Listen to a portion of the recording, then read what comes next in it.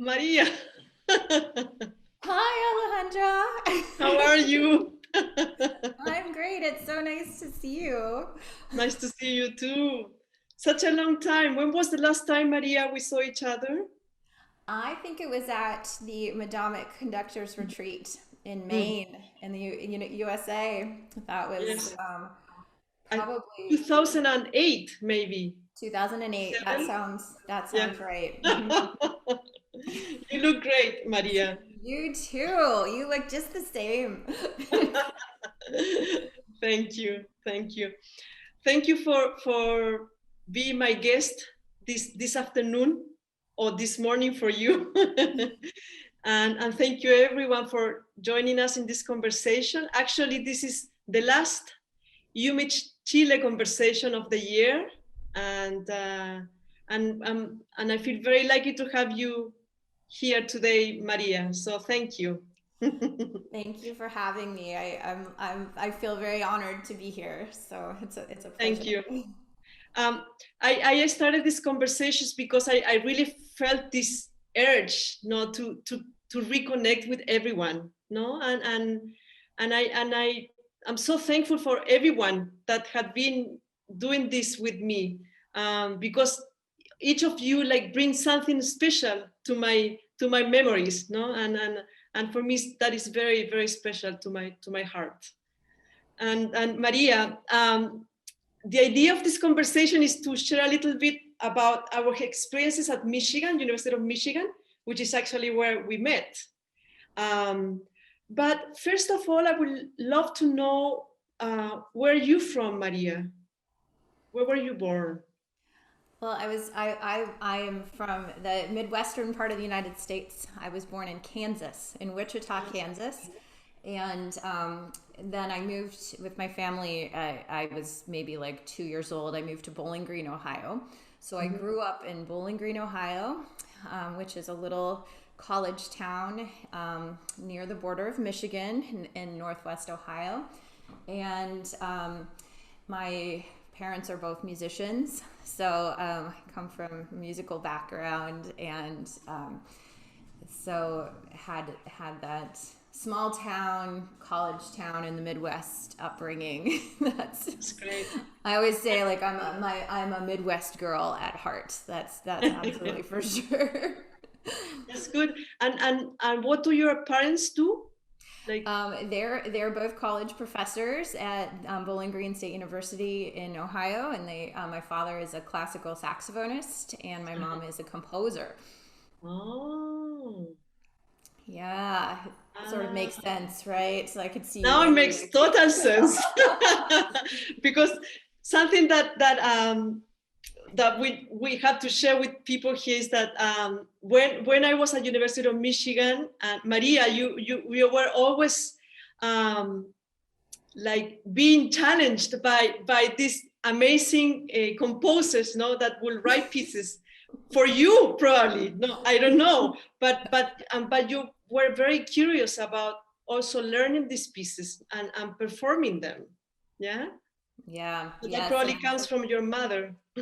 Yeah, I think I mean I was going to new music concerts from the womb. I was in, I was in my mom's belly and she was playing piano, and so being exposed to music of all kinds from a really really early age, and listening to all different kinds of music, some really challenging new music that very atonal, and using all sorts of new sounds, and so we that was a big part of growing up. I have my younger brother, and we'd go to these concerts, and the best part actually is when our parents would just let us sit backstage during the concerts. That's when we'd have the most fun. But most of the time we had to sit in the audience and try to behave. But sometimes we would just start laughing, and we'd have these uncontrollable laughing fits. And, my mom would give us like the evil eye, and she'd always go, "You're on display." And which is funny because then, years later, I have found myself saying the same thing to my daughter when I take her to concerts, like, you're on to so, but we really, we did go to a lot of concerts, and, we traveled a lot with my parents, and then, the other thing that, my mom, ran the Bowling Green New Music and Art Festival for years and years, and actually she was one of the people who started that, and they would bring a world-renowned many guest composers to Bowling Green, to this small town in the middle of nowhere, Ohio.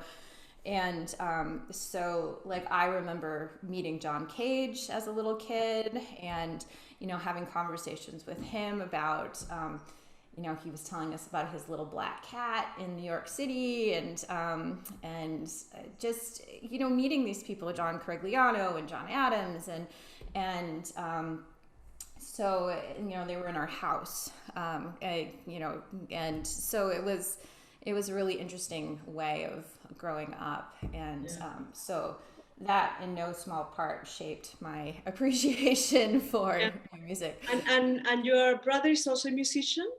Yeah, he's a rock guitarist. So he lives in LA, and he plays with a couple different bands, and he writes music and sings. So he's really involved in the music industry, but chose not to go the classical route. Yeah, that's great.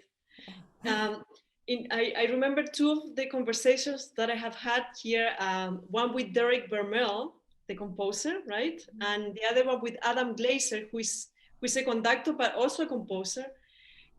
Something that really was interesting to me is that both shared that when they were little kids, they started playing piano, and they would start composing pieces, no?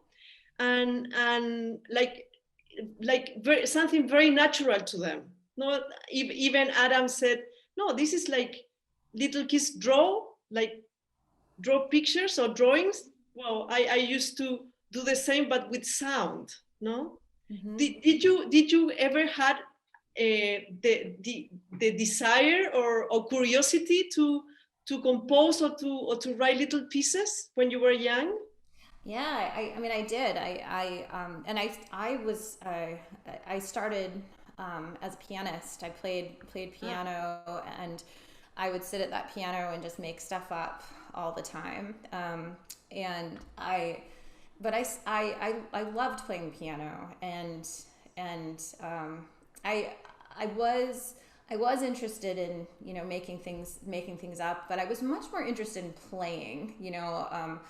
And I think I've been asked that question about composing before, and I do feel like I've always been interested in, much more interested in like the active part of making music in that way. Not that composing is a very active thing, but even as a kid, I mean, I did sit and improvise and make up songs on the piano, mimicking thunderstorms and things like that. And but I always wanted to play. Like that was the big thing. So, do you improvise in the violin? I do, and I wish I was good at it. I wish it's this thing that I have so much admiration for people who are adept at that, and I do, every once in a while I think, okay, this is the moment I'm gonna just delve into this. I start to get comfortable with improvisation, or more comfortable, but so I do some, but I am by no means good at it. Well, this is something also that I said to myself that I had to do, not to learn how to improvise. My father was a jazz musician, so we heard jazz at home all the time. And I'm just curious why I didn't like had the curiosity to do it, no? Yeah. But I, like you said, it probably was maybe similar. I just wanted to play the violin and to make sure that I do it really well, no? Yeah. Um, but that's something that I promised myself that I will do sometime. Maybe we can have a pact. We could keep each other accountable. Like check in every day. Okay, 30 minutes of improvisation practice. Yeah, yeah. But it's amazing what happens to your mind when you do that, no? It's Yeah. like freedom. Yeah. Yeah. Yeah, and I think it's, you have to build that muscle just like anything else. We've spent so much time building our muscles to recreate music that other people write. So it's another muscle that just has to be practiced and built up in the same way.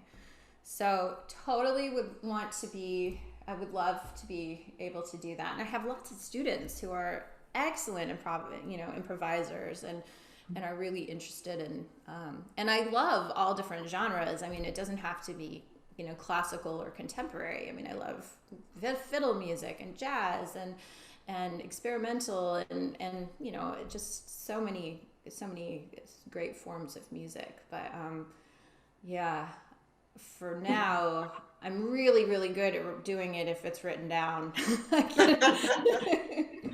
Yeah. I love playing pieces that make me sound like I'm improvising, even Yeah. though or cheating.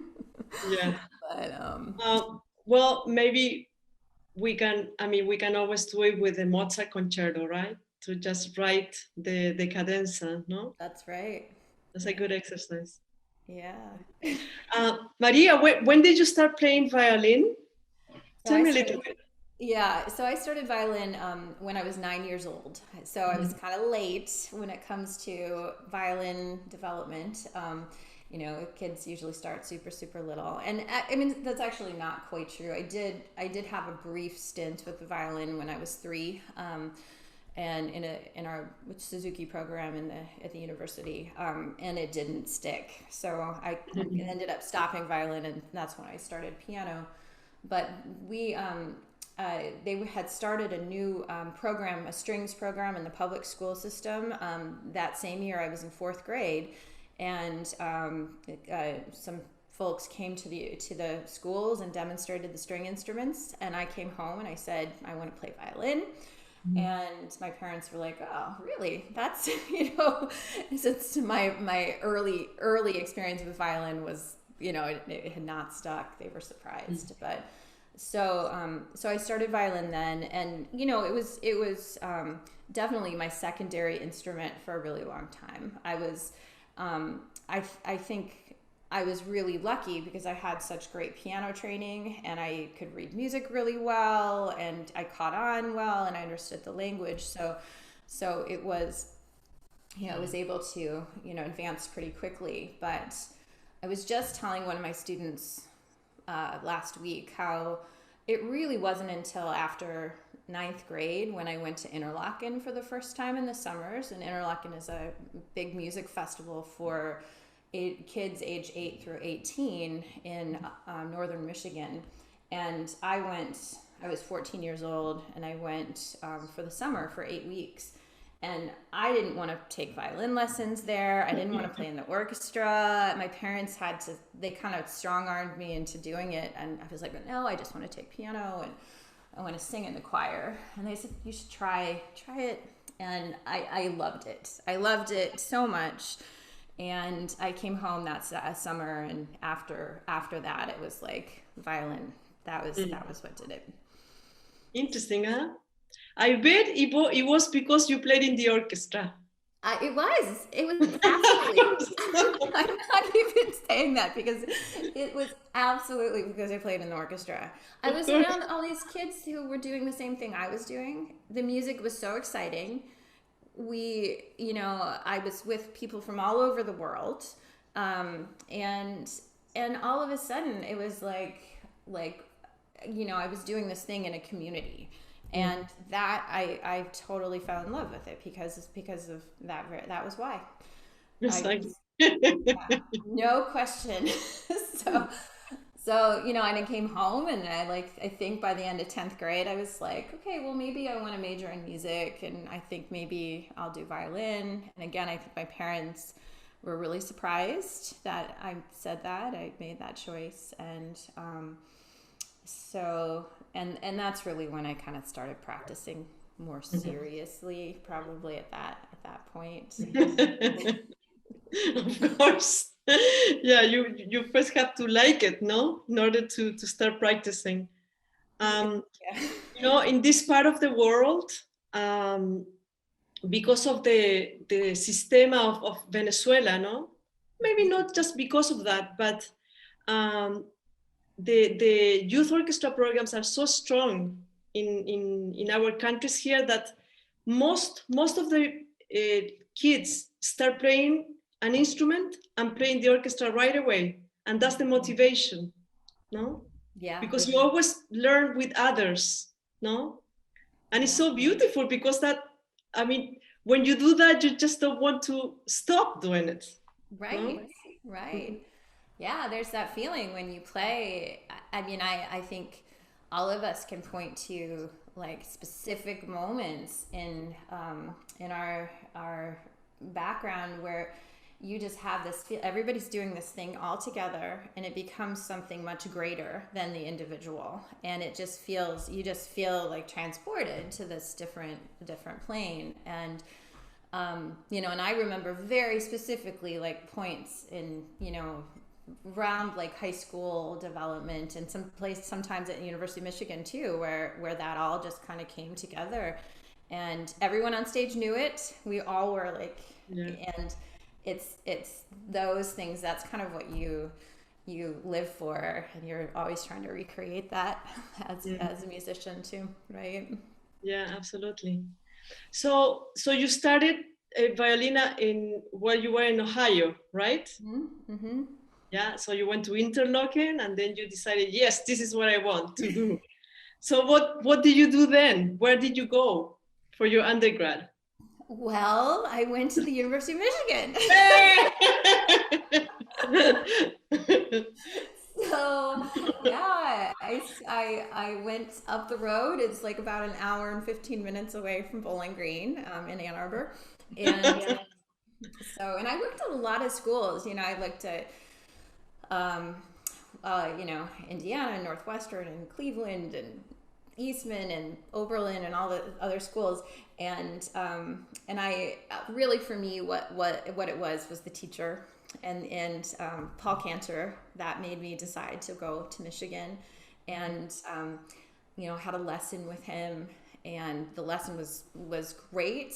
And I remember after my audition, I think he called me that same night, and you know it told me that I'd been accepted and that he was excited. He wanted me to come, and it just was that was what did it. And it was that connection to the teacher, and I'm so glad I made that choice. I mean, it was really special, and he's such a special teacher. So And so you study with, did you go to Aspen too? I did. So I started at Michigan, and then my first 2 summers after freshman and sophomore year of Michigan, I actually went up to Interlochen and taught. I taught at Interlochen, and I taught in the All-State program, which at that time was run by Don Cinta, who's a saxophone teacher at Michigan. And that was my first teaching experience. And I mean, I was thrilled that he gave me that job. I had no experience. I don't know. I was really lucky to get that opportunity. And I was teaching with people like, people who were graduate students, and some really amazing people that I learned a lot from. So I did that for 2 summers. And then and then I went to Aspen after my third year at Michigan when I was a junior, and so then I went for a couple summers in a row. So, and did you go to Aspen I when did. you? I Yeah, did. But I don't know if we met there actually. I don't think we did. I don't remember being there at the same time. I think we kind of went at, but that was a thing that all of Paul's students eventually went Yeah. to Aspen at some point, or Yeah. had Well, been there and then came to actually, in my case, I met Paul at Aspen, and then I went to Michigan for my master's. yeah, So that yeah. is why I was curious if you knew him before you went to Michigan, but no. I Yeah. didn't. I mean, I just, I was lucky that um, I had applied to be in his studio as a first year incoming student at Michigan, and I had a friend. It's funny. In the Toledo Youth Symphony, which is near where I grew up, and that was the orchestra that I played in. Also, Jay Lee, who is a Michigan violinist, he was in orchestra in high school with me, and he ended up going to Michigan at the same time. We both were in Paul's studio, and then another violinist from that orchestra, Carol Evans. She was also in Paul's studio. So there was, I had heard about Paul from Jay because of being in an orchestra together, and so I had some background, but it was really meeting him at Michigan, and then so after Michigan I went to Rice University. I did my master's at Rice, so I was there for 2 years, and I studied with Kenneth Goldsmith, who was a wonderful teacher and very, very different kind of teacher, and that was really good for me to have a different experience there. And he was a wonderful mentor. He just passed away this year, and has had remained a really great mentor for me all throughout. I'm really grateful for all the opportunities he gave me and everything he taught. And then I came back to Michigan to do my doctorate. So I was pretty devoted to Michigan. So I did 2 degrees there, and I spent 7 years in school at Michigan in between those 2 degrees. Yeah, I actually was reading your bio today, and I said, oh, she's a doctor too, and then now I'm, of course, of course. And Maria, what do you feel that made Paul Cantor the right choice for you at that time? What makes it special for you? Why is he a special teacher? Well, I always describe him as somebody who understands psychology really well. So I felt he was really quite adept at knowing what to say to a student at the right time, and he definitely he'll say this about himself. He's like, when people ask, what his method is of teaching, and he'll always say, I have no method. I have no method. and I think that that's not entirely true. But I think what he does is he has a really great way of knowing how to bring out the best in all of his individual students. And so his students end up being very unique and diverse in their interests and their playing. I wouldn't say that his students play the same. There's not a cookie cutter approach at all. He was able to say, okay, Alejandra, these, this we're going to bring this out in you, and Maria, we're going to bring this out in you, and doing it all in a way that you weren't entirely aware of what was happening. I think. Yeah, I agree. And and which is really always stymied me. I think about that, because since I'm a professor and a teacher, I think about how did he do that? Did he have a master plan for every one of us? Was it just that he's such a good communicator and he reads emotions so well, or what is it? and I can't figure it out. But definitely, I think for me, he always just had this way of like, even when I see him now, I'm like, oh, I feel so much better. You know, it's like somebody who, you know, if you go to them with a problem and they're gonna help you figure out how to make it better. And I always kind of felt that. And I'd come out of my lessons feeling better. I'd feel better about my playing. And that is the point, I think. I hope. And I think something that is very incredible about him is that he's so optimistic. I mean, I never had a moment that I would be like nervous because he was serious, no, or intimidated by it. I mean, I was always nervous for my lessons, but intimidated by him, no. I mean, he was only friendly and just amazing. Actually, now that I think about it, no, like so positive. So probably that energy you receive it as you can do this, no? Absolutely. And Yeah. I've been with teachers who have a very different approach. And I've talked to colleagues too who've studied with teachers where, you know, the teacher is very demanding, you know, it's all about breaking somebody down in order to build them up. And I mean, that was not for me. Like that style of teaching would not have worked for me. I that is definitely not Paul's style at all. It's much more about believing in the gifts of your students and bringing out the very best in them and believing that they can do their very best. And like you said, that optimism, it can't help but seep into your psyche. And so you end up doing things like you never thought you could do. Like he'd be like, "Of course you can do that, Maria." I'd be like, no, of course you can. And then I'd be like, oh, okay. So I would just do it. So I remember one lesson with him. I mean, he was very serious about intonation, no? I'm sure it was for everybody. And he was, I don't remember what I was playing.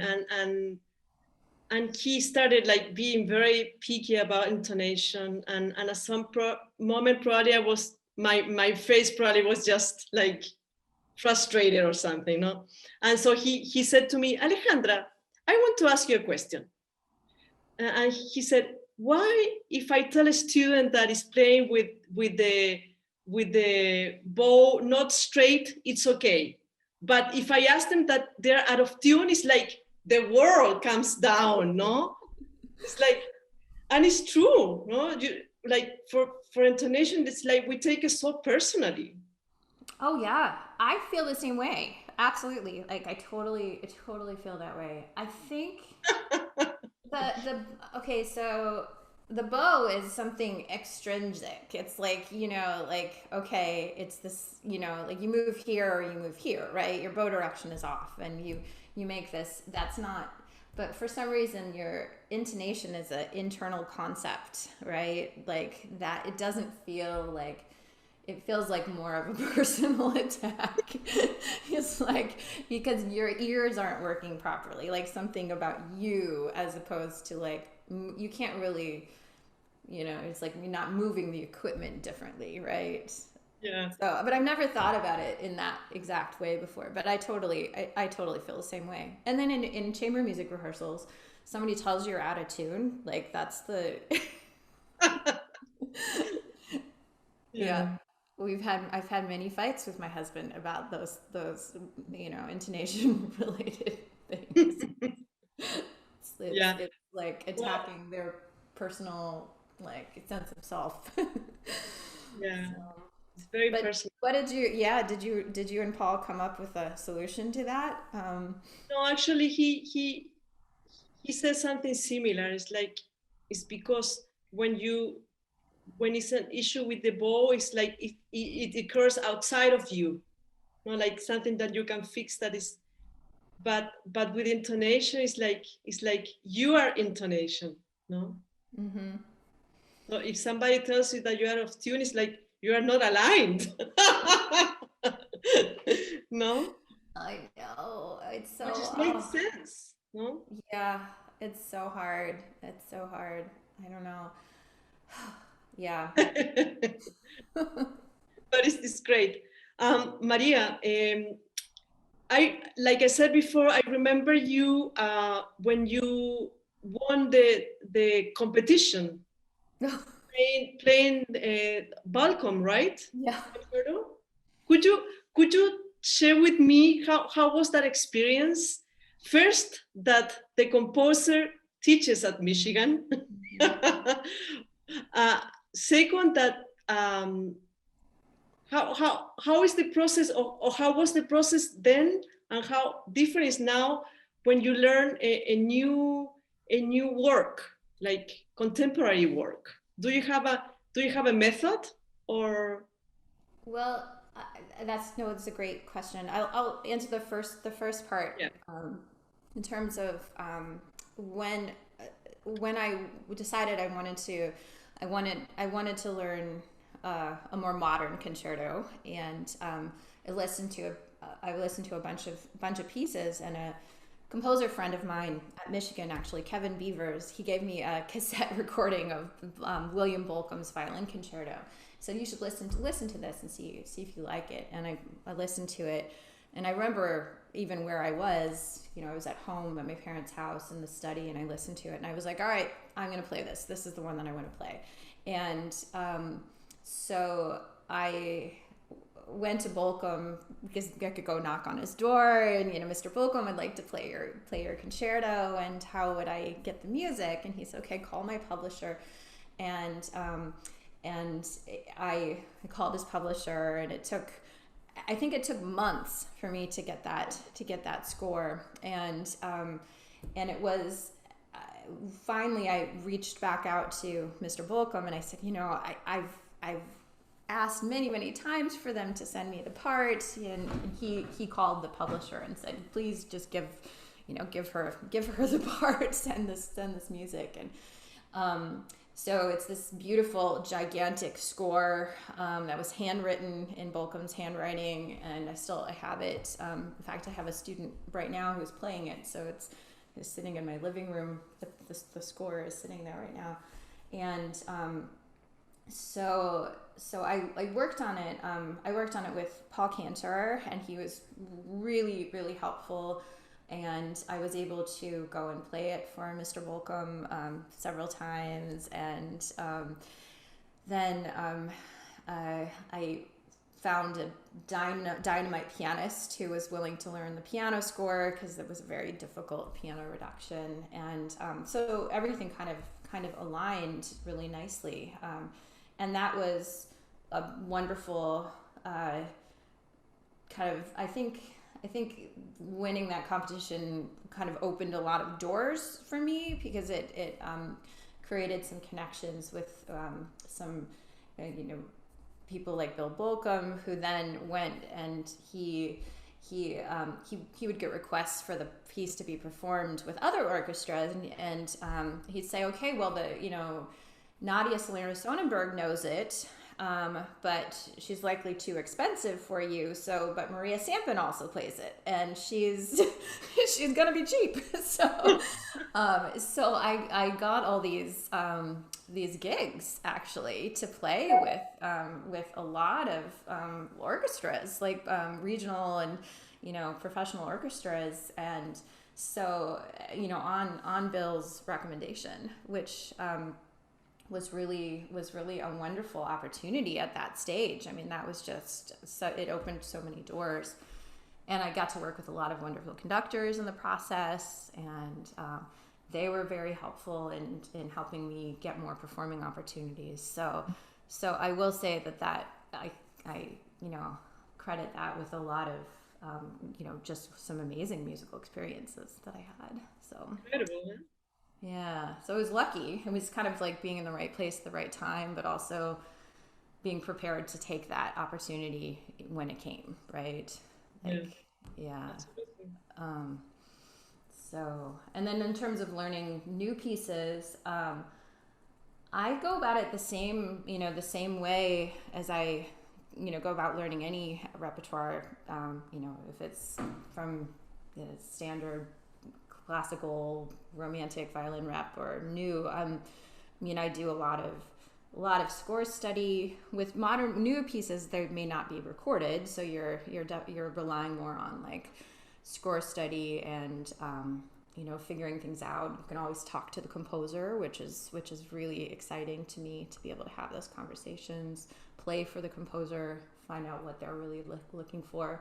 Sometimes what your interpretation of what's on the page is very different than what they may have envisioned. So it's nice to have kind of that symbiotic relationship. And I think that's what's really exciting to me, like being able to bring something to life that is new and that is from our time, and to have the opportunity to really work on the creation of this new work in a really collaborative way. Mm-hmm. That collaborative piece is so important to me. So Maria, do you have pieces that have been written for you? Yes, yeah, a couple different concertos which I've gotten to premiere with orchestras, and so most recently my mom wrote me a piece for violin and orchestra, which I've played a number of times here in the United States, also in China, and it's not a concerto in terms of 3 movement work, but it's about a 17-minute work for violin and orchestra, really beautiful, really. And I worked with her very closely on that piece. One of my colleagues here at the University of Puget Sound, where I'm a professor, he wrote me a concerto for violin. It's for electric violin and originally wind ensemble, and then he made a version for orchestra. So I've played that a number of times. And another colleague, friend in Washington State, wrote a double concerto for my husband and me, which was loosely based on sort of the Mozart Sinfonia Concertante model. And so we premiered that we did Sinfonia Concertante on one half, and then we did the premiere on the other half, and the 2 pieces.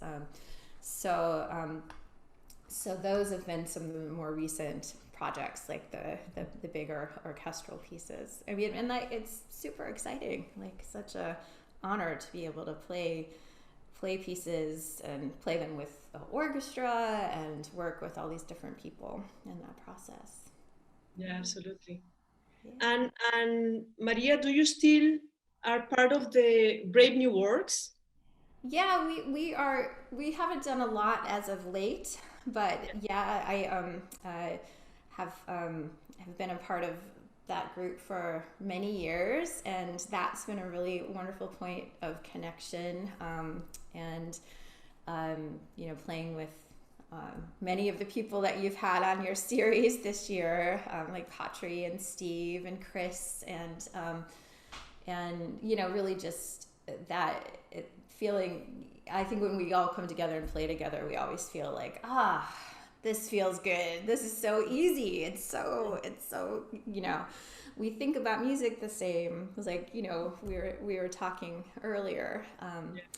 So that was a lifesaver when we moved out to the Pacific Northwest. We're here in Tacoma, Washington, which is near Seattle, and really kind of far from other parts of the United States. So being able to play concerts with our friends in Brave New Works, and at one point we were doing quite a lot. Like the dean at my school of music said, he took me aside at one time. He's like, "It's great, Maria, that you're playing all these concerts, but I think you have to be on campus more."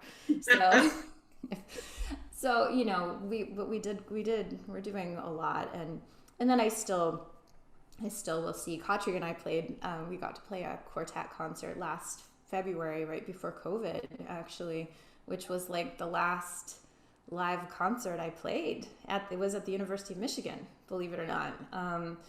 And so we do find opportunities to still play together as much as possible. Yeah, actually, Katri just is there, and she says, "Hi, ladies. My kids and I say hi." Hi. Oh, hi everyone. So, And Derek Vermel, before he says, "Yay, yay, yay! Love this." oh, I love Derek. Yeah, and I got to see Derek he was composer in residence at the Seattle Symphony not too long ago. So we did get to catch up, uh, you know, for a little bit in person. So that was really great. Mhm. That's great. Yeah. So, Maria, how many students do you have? Tell So us a little about. yeah, I have, I think I've got 23 or 24 right now.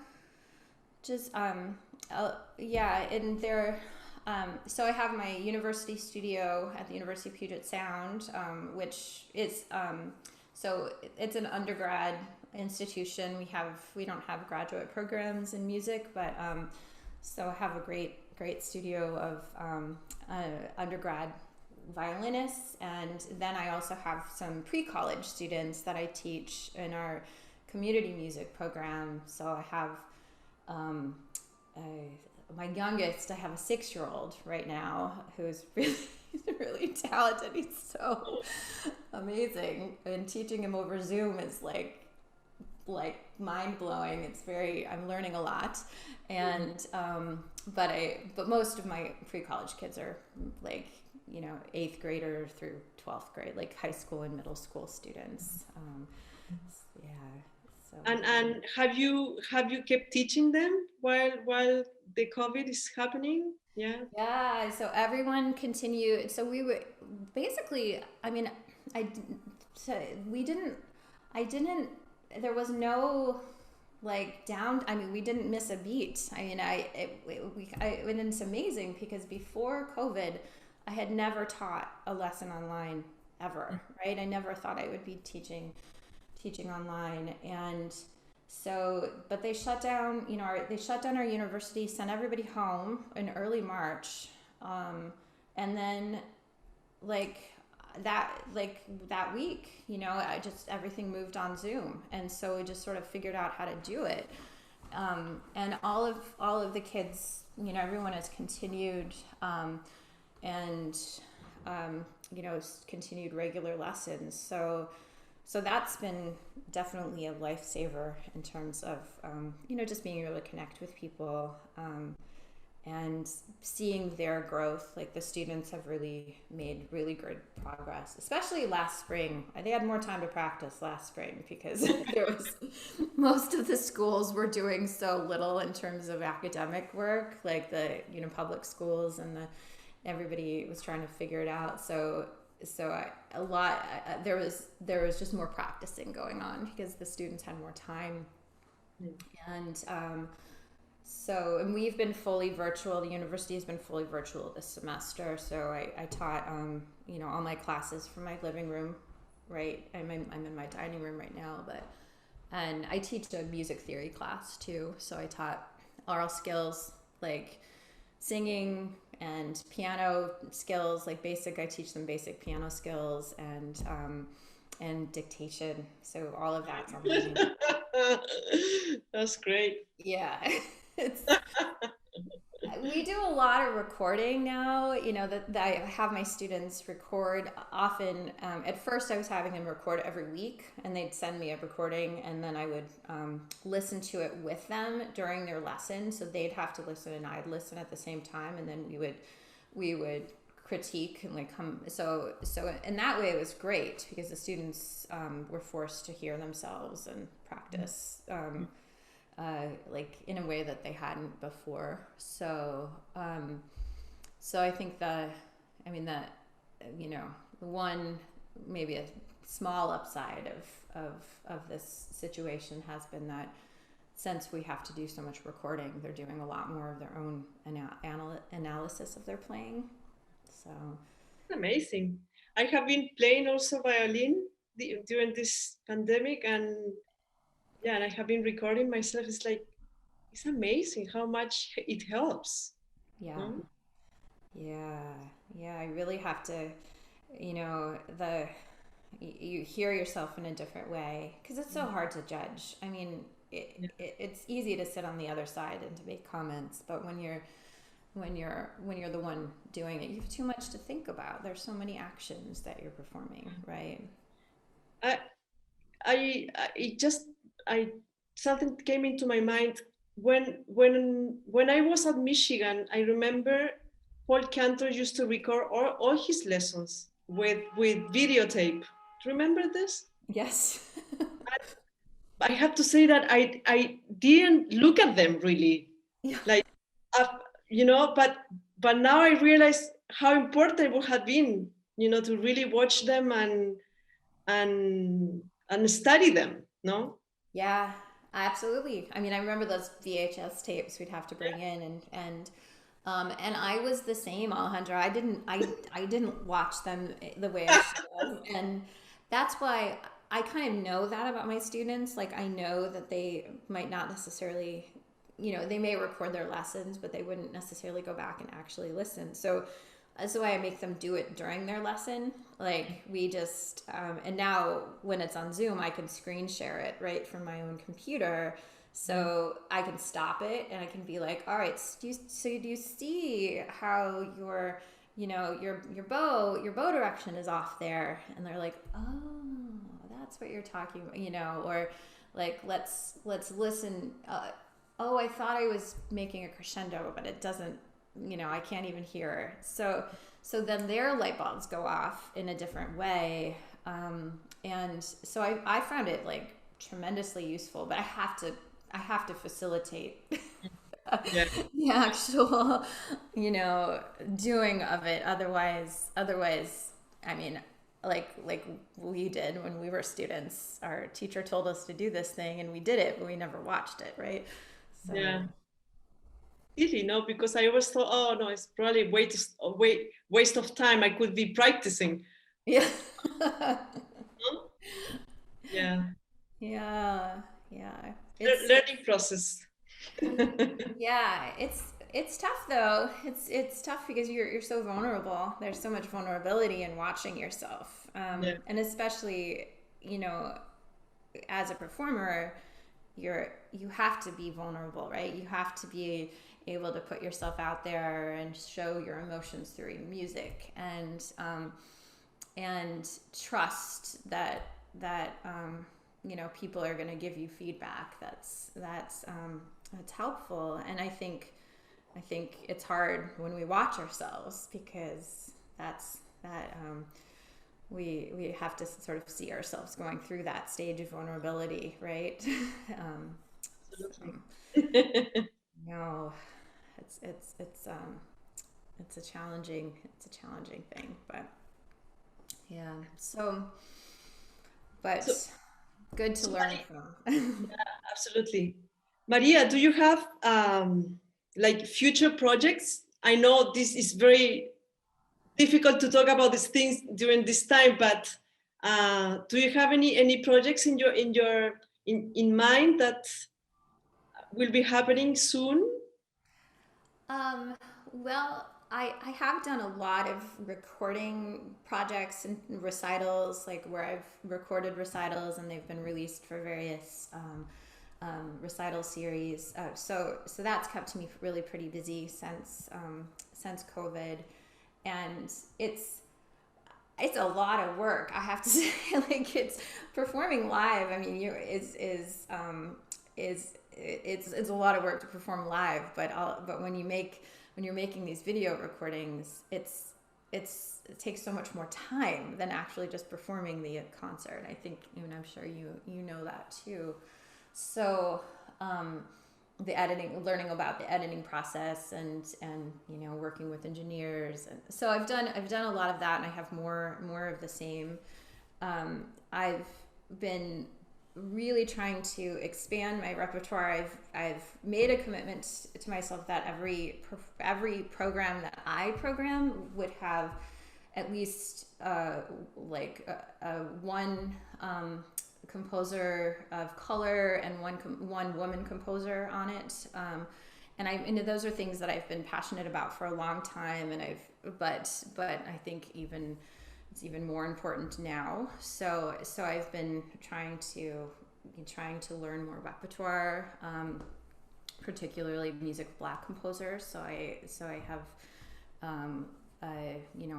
I'm representing more voices from the classical music, rather the classical music world, rather than just kind of the canon. So that's an ongoing project for me, and then in terms of I feel like performing is really, really important and central to who I am, but teaching is also really important. And so working with my students and cultivating, their talent and helping them grow and figuring out ways to keep them engaged when their orchestras are not functioning, that's so hard. It's so hard when they don't have that sense of community. So looking for creative ways to help them continue to be excited. I think that's the main, I think, issue right now is to stay creative, no, in everything you do, no. I mean, it could be actually even cooking, no, but be creative in the sense that we don't do things mechanically, because that probably kills the spirit, no. Yeah. And that, I mean, actually, this is something that I have talked a lot with young musicians during this time, no, just explore, give yourself the time to find new things, no, because this is the moment that we can do this, no. In the real time, we don't have time for anything, no. Yeah. So in a way, this time has been, at least personally, a blessing, no, to have this time to try new things, to learn new things, no. Yeah, I totally agree. And just having a sense of not that, because in normal life it's always you're running to one other thing, right? Whether it's driving your daughter to dance practice, or traveling to play a concert out of town, or running over to hear one last student recital. You're running in so many directions that there's not really time to let things kind of settle and absorb what you're actually doing, because you're just doing all the time. And I think that there is a gift of time that is very, and this is the longest time I have spent in Tacoma since we moved here. Right? We moved here in 2002. I have never spent 10 continuous months in this place. And I spend a lot of time walking, I go out for walks often. And I've been noticing how different it looks at different times of year. Okay, this is fall in Tacoma, and this is winter, and you're sort of seeing that passing of time in a place in a very different way than I ever experienced before, probably since I was a little kid. So that's been really interesting, I think, to be, in this one place. So. And I have a feeling that this needs to be this way.